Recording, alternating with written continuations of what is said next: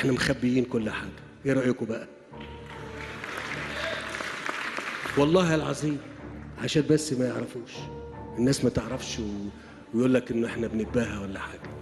احنا جيش قوي قوي، تقوم انت تنال منه بقى وتتكلم عليه والكل متداري ومداري نفسه كده. لا لا لا لا لا، ده جيش وطني شريف، جيش وطني شريف. زي ما شفتوا في الفيديو اللي اتعرض قدامكم ده، الرئيس السيسي وهو بيقول احنا مخبيين كتير، ما تخافوش على مصر ولا على جيش مصر، احنا عندنا اسلحه. هو ما قالش كده بالظبط يعني، بس هو قال عندنا ما يحمينا. احنا مخبيين بس مش عايزين نقول علشان الكلام ما يكترش. انا حبيت ابدا الفيديو بالجزء دوت من كلمه الرئيس السيسي، لان نفس كلام الرئيس السيسي ده هو اللي قاله محافظ شمال سيناء وهو قدام معبر رفح، لما قال احنا عندنا ما يحمينا.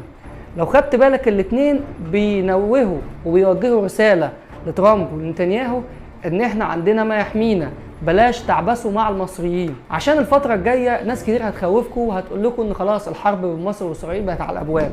لا، هم بيشتغلوكم. مفيش اي بلد هتقدر تحاربنا، ولا الجيل اللي احنا عايشين فيه ده ولا حتى الجيل الجاي، لان احنا من 2014 واحنا بنظبط في الجيش بتاعنا.